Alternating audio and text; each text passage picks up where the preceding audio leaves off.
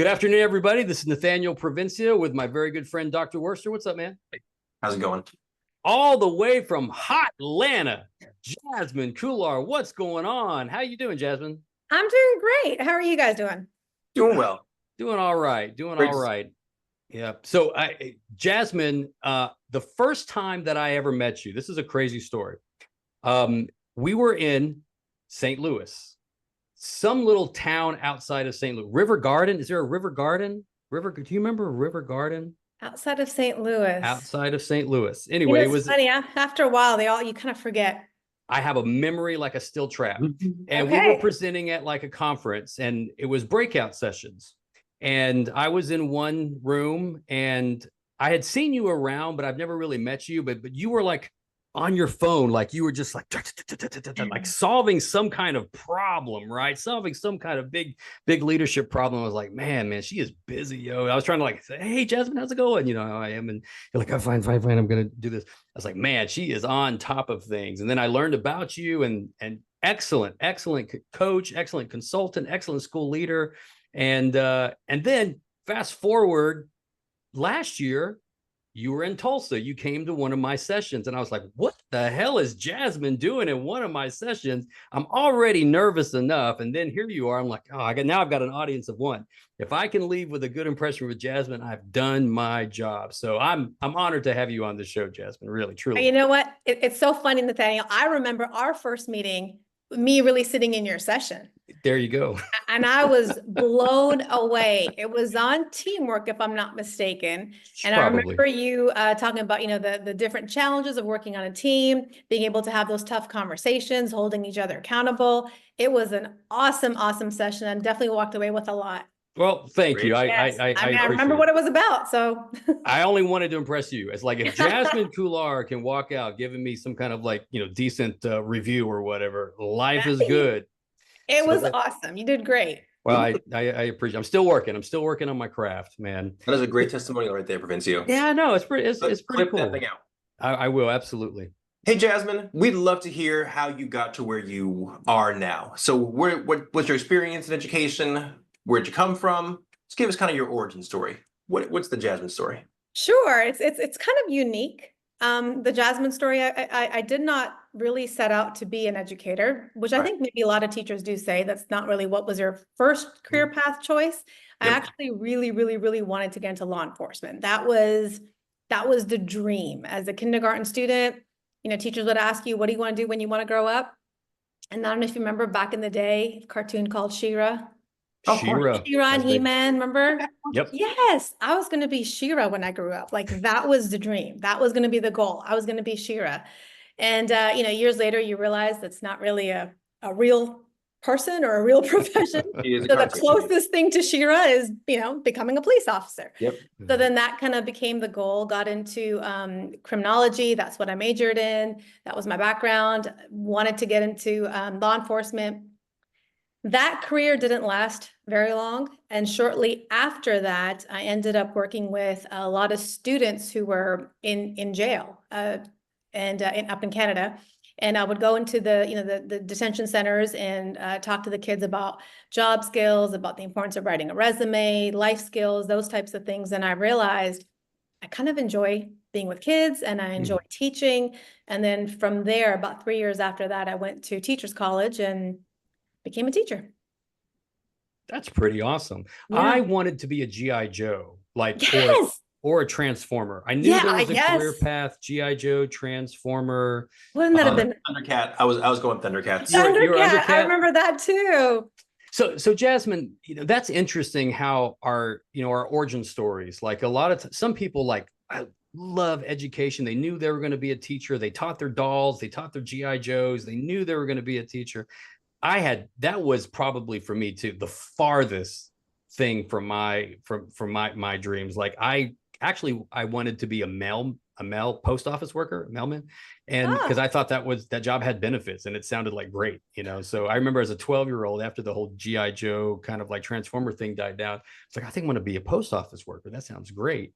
And then I wanted to be a musician. I thought I was going to be a punk rock musician, but then someone told me a joke, like, and I was a drummer. And someone told me a joke, what's the difference between a drummer and a pizza? and a pizza can feed a family of 4. So I was like, okay, so that's not That's not not gonna work. happening. That's not Yep, gonna work. yep. Eric, what did you want to do? You wanted to do You something know, different too. when I went to college, I was pre-med.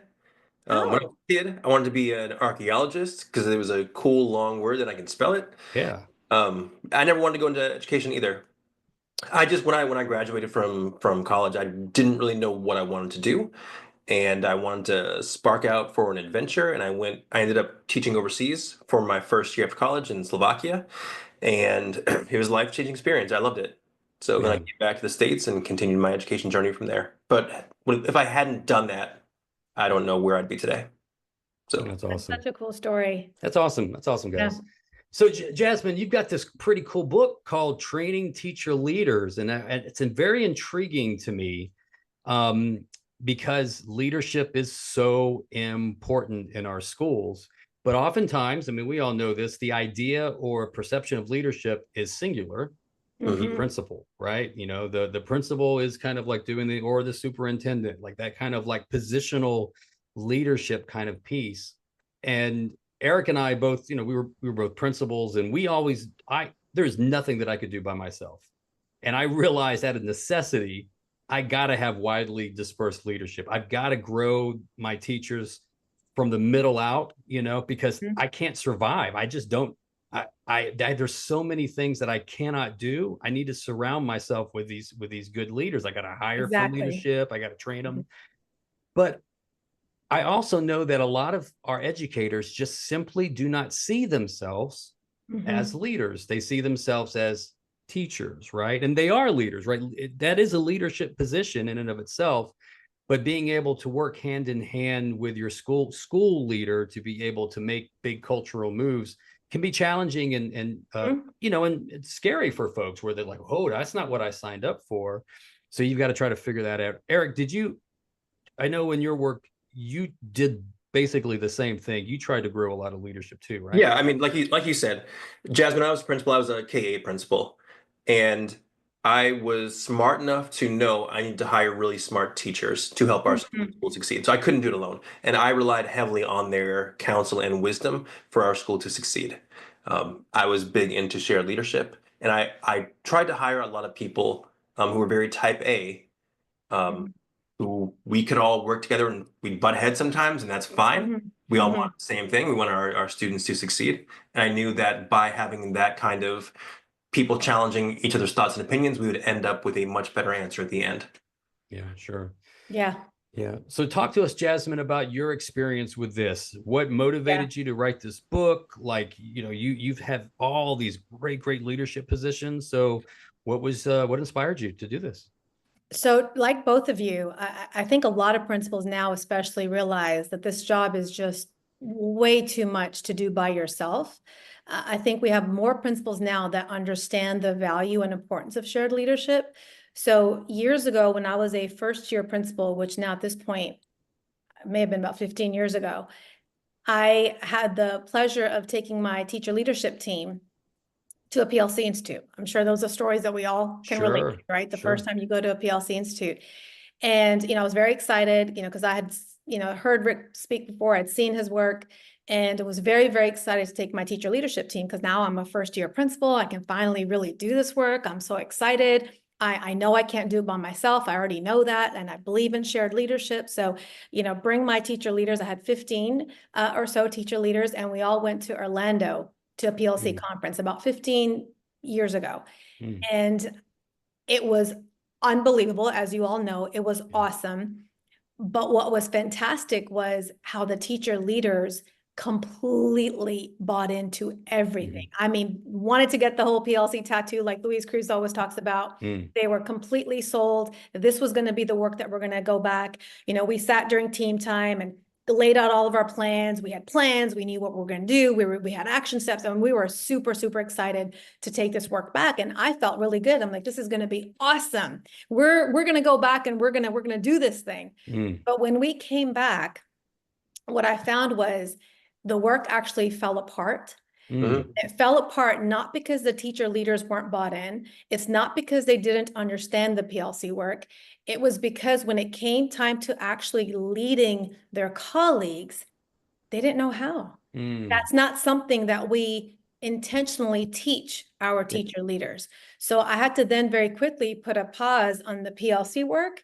And as a teacher leadership team, we came together and we really talked about what it means to be a leader, what it means to lead your colleagues, what that looks like, what are the skill sets that we need to really be effective leaders. And we did a whole, that's kind of became my focus with my teacher leaders, is to really develop them as leaders. Once that kind of happened, then we were able to lead the PLC work. And since then, over the course of the last, 15 years or 10 years, working with different schools and districts across the country, that's been a definite focus. Even when talking to districts, they want to do the PLC work and they have the teacher leadership team and like, oh, they bought in, they're good, we want to move forward. I always try to talk about, do they know how to lead this work? Do they really understand, taking initiative, or what that looks like, or what decision making looks like, or effective communication, or having tough conversations? I mean, all those are all skills that are needed, that as principals, sometimes we don't really actually spend the time in teaching. So that's kind of where this book came out of, is really taking the time and giving principals, because we know how busy principals are, giving them resources and ideas on how you can teach these leadership skills to help teacher leaders lead their colleagues. Fascinating. Jasmine and Nathaniel, I have the same. So Jasmine, you were a first-year principal. You mentioned you picked 15 teacher leaders. Mm-hmm. How'd you pick them? Nathaniel, same question for you when you were a starting principal, because I think that changes as you go on in your experience. But as a beginning principal, what made you pick those people? So Jasmine? I'll be honest. I picked the 15 that were already on the leadership team when I first got named. What they say, don't even move the trash can, don't do it. So I did not change anybody. I took the same 15 that were on the leadership team before I got there. And that was also really powerful too. Once we kind of went through the teacher training piece, when we came back and started talking about, the leadership training piece, and we started talking about what it means to be a leader. Another thing that we talked about was, and I talk about it in the book as well, we don't do a good job as principals defining the role of a teacher leader. Mm-hmm. You're a teacher leader, great, congratulations, but now what are you supposed to do? So we really started talking about, what is your actual role? Let's create a job description for your teacher leadership role. And through that, I actually ended up having a couple of teacher leaders who said, that's not what I want to do. And they ended up stepping down, which is fine, because by then it was like my second year. And then we were able to bring somebody else on. But I think that's also really important too, before you start making those changes on your teacher leadership team. On the front end, first have a very clear understanding of what the role is for your teacher leaders. What is it that you want them to do? Before you start looking at who's going to fill them in. Great. Wow. Vincio? Yeah, I wasn't as nice as you, Jasmine. So I always tell people, like, everyone's journey is a little bit different based on the context and the, and your ecosystem that you're working in. I was very lucky to be able, as a principal, to come in the spring. And so I was like, oh, this is great. I don't have to do anything. I can really just sit and watch and listen. But one of the things that I realized early on is that the leadership team that I inherited was very much in sync with the leader that had just left. And so that team was were culture keepers of the way things always were, and they did not want things to change. And I realized that, okay, I'm going to inherit this team, but I cannot move forward with our vision which was growing as a culture of professional learning community. I cannot grow. There's just no way I can move on with this. So there's no way I would have invested in them to go to a conference or to lead that. I just wanted to get through the year and listen and learn. And then I created a opportunity to interview for the Guiding Coalition, the leadership position that I had. And we wanted to make sure that we listed out the goals. Our goal is to refine and kind of like recraft our vision and mission. If this is something that you're not necessarily in agreement with, that's cool. We're going to create our, a school improvement plan with our collective goals. We're going to make sure all the elements of PLCs, that's going to be our modus operandi for the next, as long as I'm here. And not only it was none of the same people wanted to show up. And I lost 13 people went to other schools or quit or did everything like that out of a staff, because I had to be exceedingly clear of what our purpose was going to be. And it wasn't that they were bad teachers or Mhm. it was just they were miscast. But Mhm. I think one of the Miscast issues for you. Miscast for you. miscast for the vision that we were trying to Correct. do. Yeah. So one thing that I did right, I think relatively right, was that I was pretty consistent with the type of school that we were needing to create. And when those vacancies happened, Eric, like you were talking about, we were able to hire people that were a better fit for a PLC type culture, whether you were a new Mhm. teacher or an experienced teacher. And then that helped grow leadership because they knew exactly what they were leading. I think one of the issues that I see with, and you probably see this too, Jasmine, is with leaders, is that they're very ambiguous with the type of culture they're trying to create. And I think Mhm. the more abstract you are with your Yes. vision and mission, the more abstract your leadership is going to be. Absolutely. Would you agree Yeah. with that?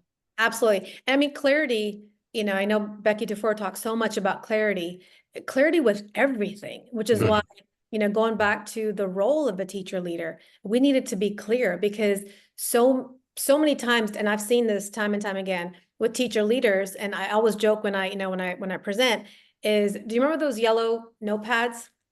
Yes. Right? Every Okay. school's got them, those yellow, like they're yellow paper, yellow. Yeah. Everybody's got them, and there's always somebody in the audience that has them right there in the moment that'll show it. But how many teacher leadership meetings where teacher leaders will bring that notepad and take their pen and they're ready to take notes? Because what they're going to do is they're going to listen to the principal, take everything down, and then they're going to go back, have their grade level meeting, have the department meeting and say, okay, the principal wanted me to tell you we can no longer do this. The principal also wanted me to tell you that we need to make sure we do a better job of being at our duty stations. The principal also wanted me to tell you, that's not your role as a teacher That's leader. right. But the reason you see teacher leaders do that so much is because the role hasn't been clearly defined. Mm. And to your point, the first step, of course, is defining with crystal clarity why we exist, our Mhm. mission, our vision, all of that. But then getting into the teacher leadership piece in terms of what is your role so that it's going to advance our school's mission and vision statement. Let's be Mhm. very clear, specific behaviors that we want to see teacher leaders do in our building. What exactly is that job description? And what we ended up realizing, we had two types of teacher leaders that we needed in our school. We needed operational teacher leaders, and then we needed instructional teacher leaders. Mm. That became so clear, and it was so much more effective having an operational teacher leadership team and an instructional teacher leadership team. The instructional teacher leadership team helped us with all the PLC work.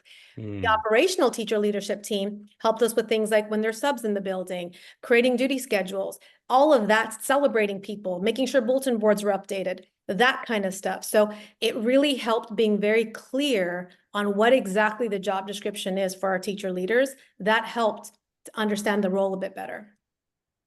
There is a principle, I think it's called the Pareto principle, but I could be wrong, where 80% of the work is done by 20% of the people. Have you guys ever heard of that? Yes, Yep. yes, yep. Eric, does Yeah. did you find that, Eric, in your school too? Yeah. 80% of the work was done by 20% of the people? Yeah, the hard thing is too, you just feel, and this was one of my, Jasmine, I had many feelings as a leader, but one of them was you find those people who just stand out and shine and you keep going back to the well. Part of it is just, I know if I give Jasmine this task, she's not going to just do the task.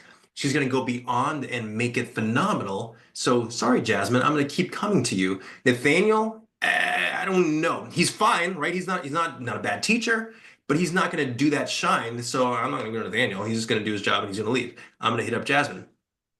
So, and I tried to shift things up on my leadership team to give more people more opportunities. I did try to do that, but it is hard just as a leader because, you have no time to go back and fix things. And if you have people who are they have that clarity and they're on the same wavelength as you trust them to carry out your vision.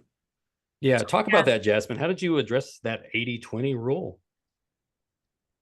Well, one of the things too is what I guess it was a unintended consequence when you're building your teacher leaders is you're investing so much time in them, and they become the people that are doing everything. To your point, they become the people that are doing everything. They're on every committee, and then other teachers start thinking, oh, they're your favorites. Oh, they're the favorites, ones that, yes, yeah, because favorites. I had a leadership retreat at my house, and I had all the teacher leaders at my house, and that I thought was great. It was great for the teacher leaders.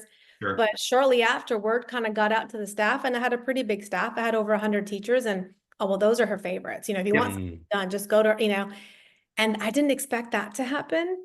But those are some of the unintended consequences that happen. So one of the things that we did was our teacher leaders had a monopoly on every committee. Like they were the ones that were on they were on the school climate Everything. committee, the PBS committee, the da-da-da committee. So we ended up establishing an expectation that if you were going to be on the teacher leadership team, operational or instructional, you couldn't be on any other committee. Yeah. So that helped, and that ended up building more teachers in the school, where we had a totally different group of teachers on the PBS committee, a completely different group of teachers on the, you know, school climate committee, or what I can't even remember what those committees were. But that also helped spread the wealth a little bit, but it also helped build even more teacher leaders, because eventually our goal with the teacher leaders became like developing a succession plan. Yeah. So that was another, I definitely don't recommend the whole every 2 years you rotate off, because truly, if you're going to train your teacher leaders right, it's going to take you at least 2 to 3 years to train. And then by the time you've trained teacher leaders, it's okay, goodbye. Now I'm going to train another person. You never get to enjoy the fruits of your labor. So we did not believe in the whole every 2 years it's somebody else's turn. Yeah. They typically stayed for about 5 years, sometimes 6. But during that time, they're also helping us build other teacher leaders.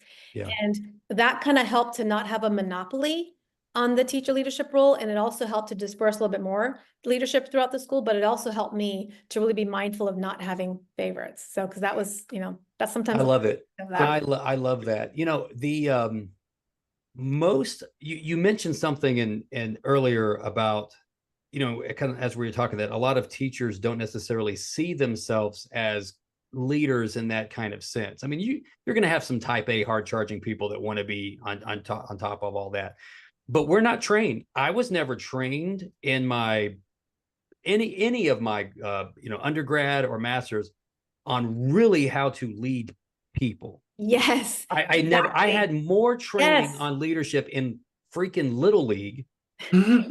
And and listen to this, as a cart so pusher, true. Yes. as a cart pusher at a Walmart, where I was in charge, Eric, you love this. I was in charge of the cart pushers when I had a job at Walmart. So I had to train everyone how to push carts. That was before they had the robot, you know, so there was a whole technique. And I was like, I'm getting leadership training. Like, I don't know how to lead people. So I learned more about being a leader on a, you know, youth sports and doing menial jobs than I ever did in my undergrad. Yep. So you've got, so I want to know, Jasmine, I want to pick your brain. You've got these folks here. How do you train them? Like, what are some of the lessons? Like, what did you do? What are some of the tips and tricks and hacks, you know, to get these people ready to lead other human beings? Yeah, I everything you're saying. I mean, I was like spot on there. Nobody really trained us until we're in the job, and like I said, that's really one of the reasons why the whole PLC movement kind of fell apart for me in the beginning, because I realized I didn't do the training piece with our teacher leaders. So one of the things that I always tell principals as a strategy or a tip, because one of the things principals will always say is, well, where do you find the time? Time is, I know, time is hard. What we did was, you know, we all meet with teacher leadership teams, right? Whatever name you want to call them. We meet with them, you know, some schools meet with them once a month, once every 2 weeks. Make sure you're meeting with them. But on our agenda, the very beginning of our agenda was always professional development. I learned a long time ago, if you want to see as a leader what's important to you, take a look at all your meeting agendas. What do you start with and what do you end with? And that tells a lot about what kind of a leader you are in terms of what you value, because most of the times it's going to be operational. So, and PL is always at the end. If you get time for it, you get time for it. And guess what? You never do. That's so right. Our teacher leadership meetings, we always started with PL. We had about 45 minutes to an hour that we met before school. And the first 25 minutes, like that was a non-negotiable. The first 25 minutes of our meeting was always going to be professional development around leadership. And the other tip I would say is, don't try to do it all. Pick a specific topic. So we, at the beginning of our whole training journey, we did a self-assessment. I mean, there's so many, there's several in the book, but there's online that you can do some type of a leadership self-assessment and look at what your areas for growth are and what your strengths are. Based on areas of growth. So for us, our teacher leaders were very, very wanting to get training on courageous, having courage, having tough conversations with colleagues. So we picked that as a leadership team. That was going to be that was going to be what we were going to provide PL on for the entire year. So we stuck to that for a whole year. So every teacher leadership meeting, the first 25 minutes was going to be some type of professional development on how to have tough conversations. Because y'all know one and done PLs don't work.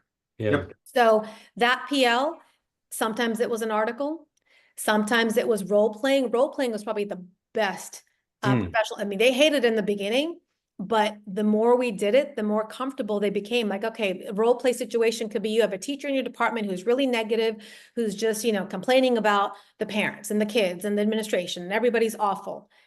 What are you going to say, teacher leader? And pair them up. Teacher A, teacher B. Teacher A, you're the negative teacher. Teacher B, you're the teacher leader. What are the words that are going to come out of your mouth? What are you going to say? So that, we really did a lot of role playing for that.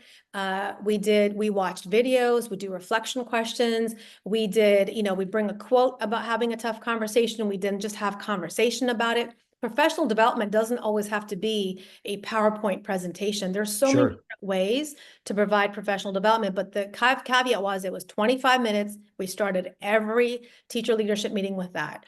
And after a year of, several tough conversations, but by the end of that year, you definitely had a much better comfort level in having those tough conversations with your colleagues. Then the next year we picked a different topic that we were going to spend all year on. So those are some of the strategies: is building the time into your leadership meetings, starting every leadership team meeting with professional development, doing a self-assessment in the beginning to get an idea of what topics you want to work on. Don't try to do it all, because one and done PLs, we all know, just don't work. Stick with one or two big topics and make that what you do all year long.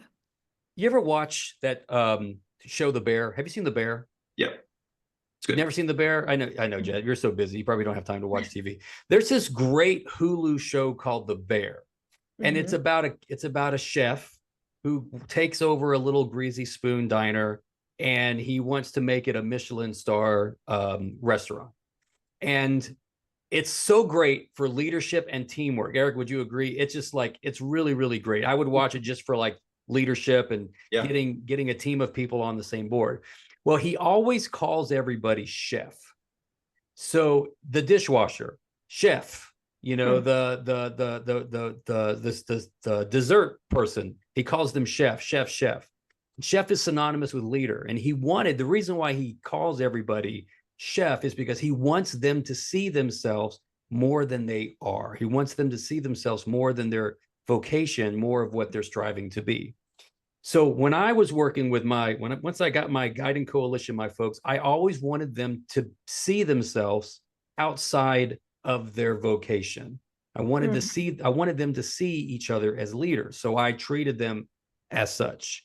And I would share with them, this is what I'm doing to learn to be a better leader.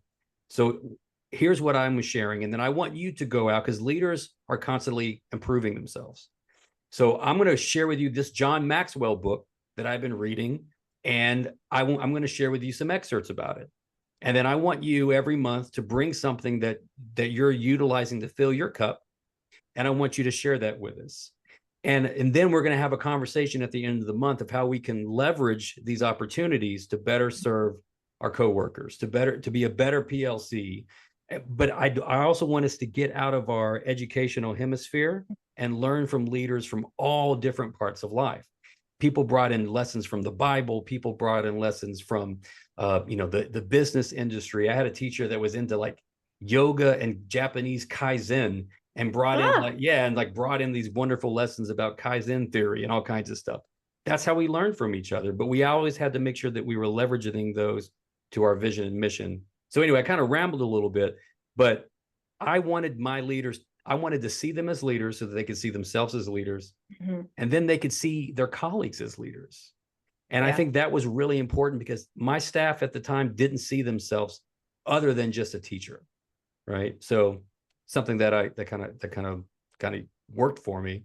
Kind of liked it. So, and I think that's a really, really good point you bring up. A lot of teachers, you're right, don't see themselves as leaders. Neither do teacher leaders. Even though they're teacher leaders, they still don't. They're like, well, you're still the boss. And one of the frustrating things I remember I had was the taking initiative. Mm. Now, they would do whatever I asked them to do. But I mean, you're the leader. I need you to, think about how you can make this better, how you can solve this problem. And one of the things that, you mentioned John Maxwell, we started a lot of our work actually looking at John Maxwell's work, starting with the definition. I mean, his definition of leadership was, to me, the perfect definition for teacher leaders. Leadership is influence, whether you have authority or not. That's the key. Your ability to influence people, whether you're in that position or not. So you don't have to be an AP or a principal to be able to influence others. You really can influence anybody. That's what a leader is. You're influencing your colleagues to do something, hopefully something good, but you're influencing your colleagues to do something. So we started with that definition to really understand that that's, to your point about seeing themselves as leader. And we looked at that definition, we broke it apart and what it meant with authority, without authority, what that looked like. And that's kind of how we really started this whole journey of becoming leaders together. That's awesome. That's awesome. Eric, what's interesting is my people were proactive, which is funny because I'm blanking on that question. But I think the best thing I did was hire great people who were always bringing ideas to me. So I would say the best thing I did was try to cultivate an environment where my teachers and teacher leaders would feel comfortable bringing ideas and knowing if they had suggestions for improvement. You can't say yes to everything. It's not possible. But at least knowing that their idea was going to be heard and respected. And that would be what I generally try to do, is be open and be honest with them. And authentic. Yeah, that's awesome. Because I will tell you, I don't know if that exists everywhere. One of the things I talk about in that book is sometimes your principal's leadership style can be a big barrier. Absolutely. Because some principals might be very type A or they got to have their thumb in everything and all of that. So I think sometimes teacher leadership isn't welcomed. Correct. True teacher leadership isn't welcome because of the leadership style of the principal. So I think that also plays a role in that too. Oh, I think that plays a critically important role. Because the people who could have been a leader for you or for me or Nathaniel might not respond the same way to any of the other three of us. And so my best leader might not be the same for Nathaniel because they are very outspoken and Nathaniel doesn't want to get that kind of feedback, perhaps. Jasmine, one of the interesting things that I hear when I'm on the road and I'm in schools and we're talking, especially as I'm working with guiding coalitions, we talk about the word accountability and PLC work, mutual accountability. People bristle at that word. Like, I don't want to call out my colleagues. They're my friends. We go to church together. We drink White Claws together. Like they're my neighbor. And now I got to do these things, and I don't want to call anyone out. I was like, yeah, but you're on the leadership team. We have to kind of talk about, what does this look like? What does this mutual accountability look like? So if you're at that third grade team and you got teammates that aren't doing X, Y, and Z, like you don't just run to the principal to tell them, like, you're part, you got to like help them out. What are some tips about holding each other accountable when that can be scary for people because they don't maybe not have the positional power and maybe they're growing their relational power? What's some tips that you can have about that kind of accountability piece? Yeah, so that's the whole chapter on courage, because that really what it boils down to is courage. So some of the conversations we had in our professional development, when we spent a whole year talking about it, was what is the reason? Let's talk about that first. What is the reason that we don't want to hold each other accountable? What are we so afraid of? And when we start peeling the layers of the onion back, and I don't mean to offend anybody, but sometimes it could be a self-confidence thing, which is why there's a whole chapter on self-confidence, because it's all kind of tied and connected together where, we don't want someone being I don't want someone being mad at me. Why, what does it matter? Like, why do you care if someone's mad at you? Kind of keep asking those questions to really get to the root cause of it. That's kind of step one that we did. We spent a lot of time having honest conversations about what's holding you back. What's your fear? Why don't you, what are you afraid of is going to happen? Well, they might not talk to me, or I'm going to hurt their feelings, or whatever the answers are. Let's first get that out of the open to find out why. Once we kind of addressed the why, that took about a month or two. Then we kind of started getting into, because remember, we stuck to that topic every time. It was only 25 minutes, so it's not a lot that can be done, but we stuck to that for a good 2 months.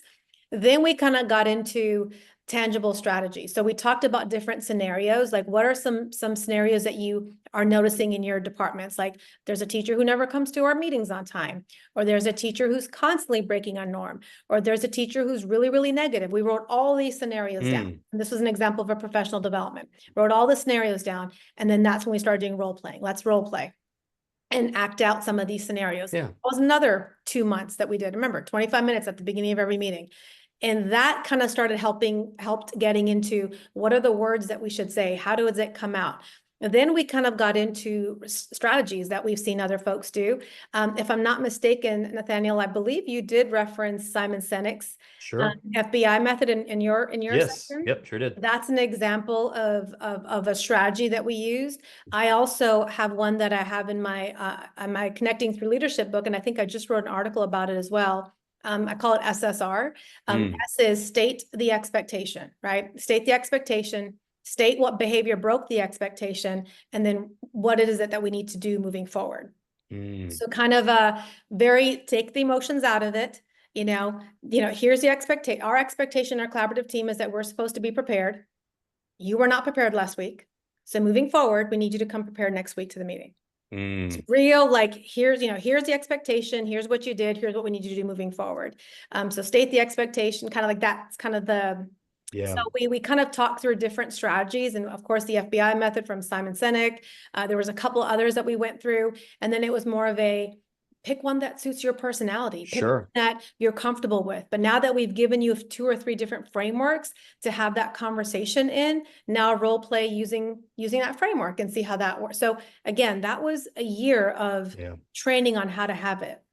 I use this for when we're talking about this accountability piece. I say yes, and like I try to empathize with people when they're like, I don't want to call anyone out. That's not my thing, and it's they're not trained, right? There's a training, there's a habit to that. Not that you want to get in the habit of calling people out, but like I get it. But here's something that I've learned, and Eric, I think that you'll find this too. It's hard to call people out if you don't have anything to call them into. It's hard to call people out if you don't have anything to call them back into. If a school is crystal clear on what their purpose is, at Washington Elementary, our vision is to become the highest performing Title I school in Texas. Our mission is to do this, this, and this. Explain to me how your behavior, right, at that team meeting, or how you talked negatively about kids, or how you were disparaging another. Just help me understand how that helps us achieve that vision and mission. See, I'm calling you back in. So it's not personal, and we all have bad days. I have bad days. Like I can be off my meds. I can have some bad days. I get it. But if I'm persistently having those bad days, maybe I do need someone that has more relational power to call me back into why I interviewed and got that job to begin with. And it's fine to have bad days, but you can't keep having them. You know what I mean? So calling back in, you know what I mean? Yeah. And I think what you just shared, though, that's another great example of a strategy. And I think that's something as principals, that's what that's kind of where the book really came out of, is being able to really understand that we can't just expect teacher leaders to hold each other accountable. The word is great, mutual accountability. It's part of our training. That's what we do. Now go do it. That's not going to happen. That's such a difficult thing to do. We all understand the importance of it. We all use that word all the time, but where we're missing is we're not really giving them the how-to with some specific examples of multiple strategies, because again, that might work for someone's personality, but another strategy might not work for somebody else's personality. I'm very direct. That's my personality. I'm very, very direct. So for me, it's really easy to say, here's the expectation. Here's what you did. Here's what I need you to do moving forward. Other people are more, going to talk about their feelings and how it made you feel, how it made you feel. Okay, great. That works for you. You do that. But the point is, you have to hold each other accountable. What strategy you use is up to you. And then the second piece is practice.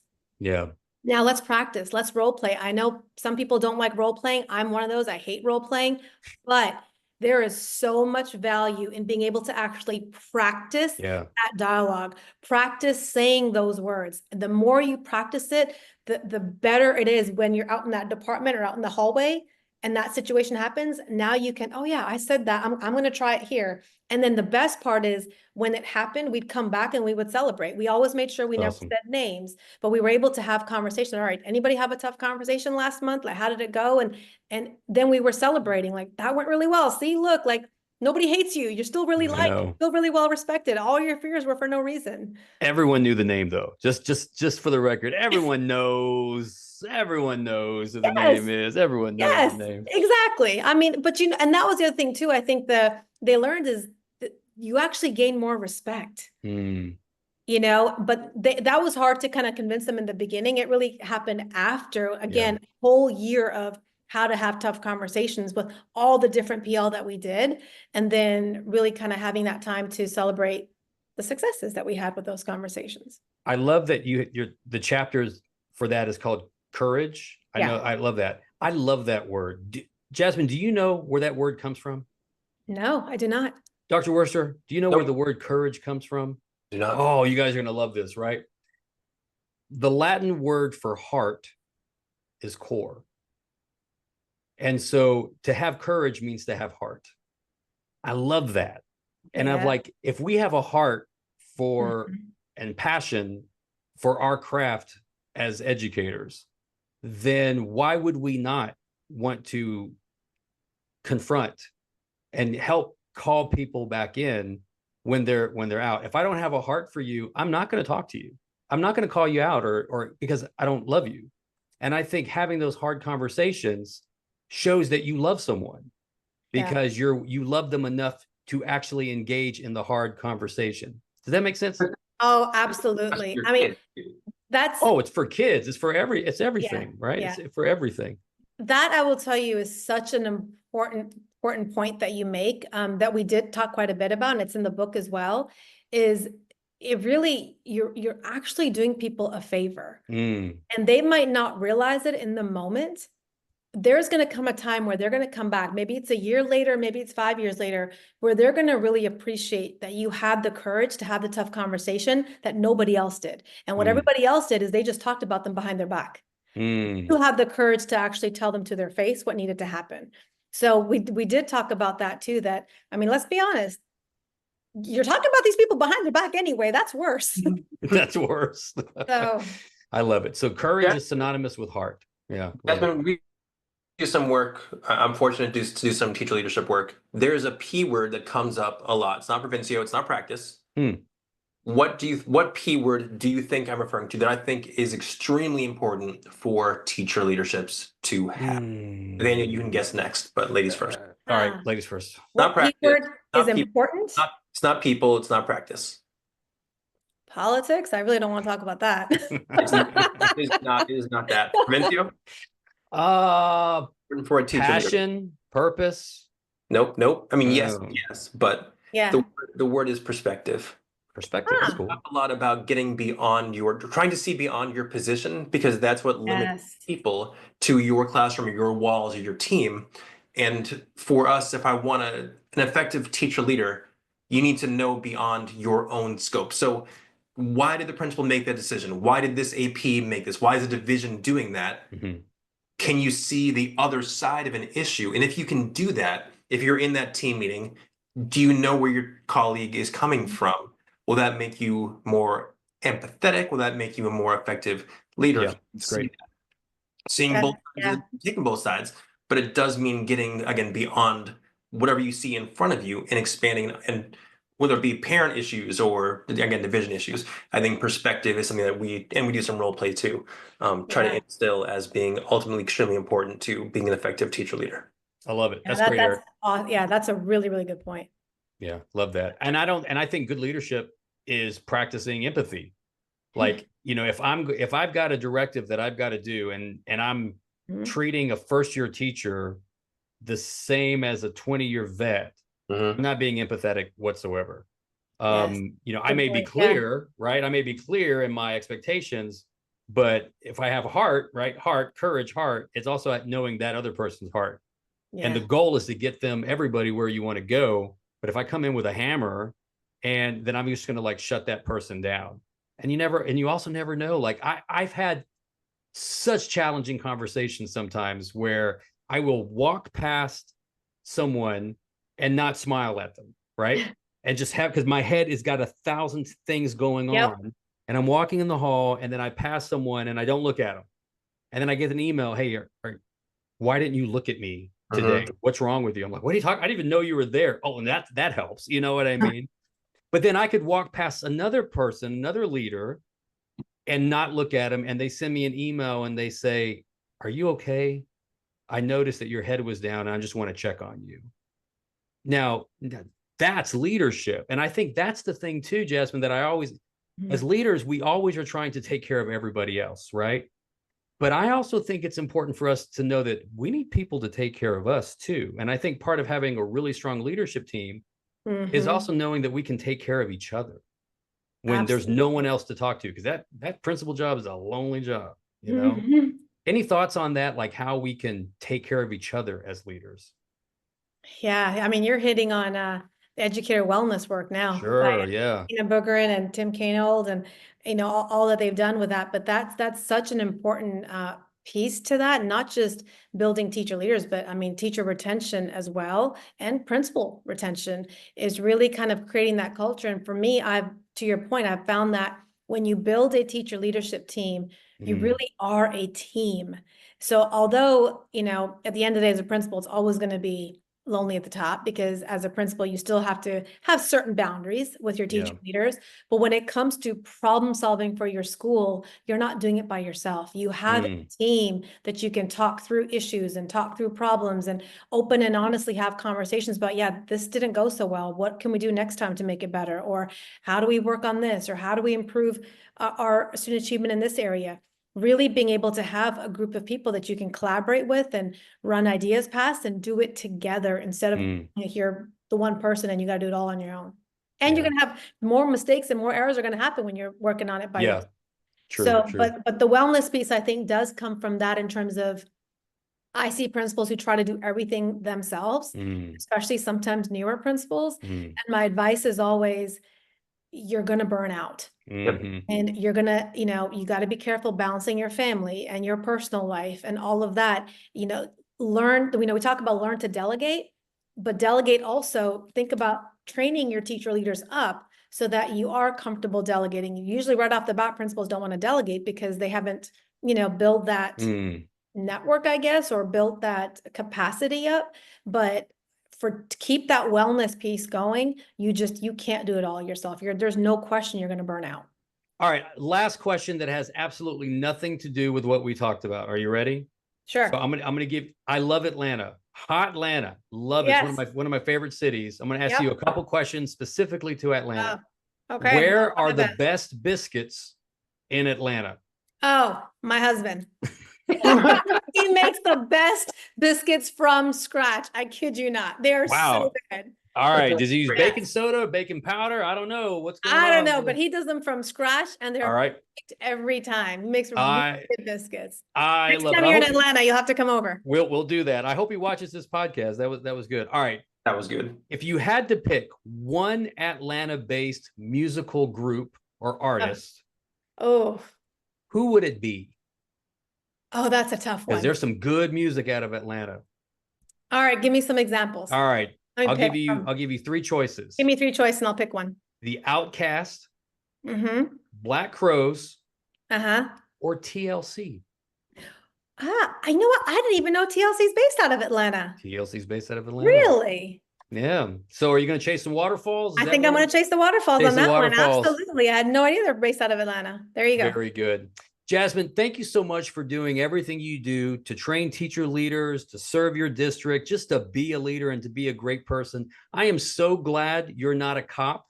That just, because then we wouldn't have had this conversation. We wouldn't have had this. And I'm also glad you're not a mythical, like superhero like She-Ra, but you do have some badass power. Wouldn't that be awesome? Like with the sword and everything. The sword by the power of Grayskull. I know. I like that. That was a dream. Awesome. Well, thank you for joining us on the Community Connection. I really, really appreciate it.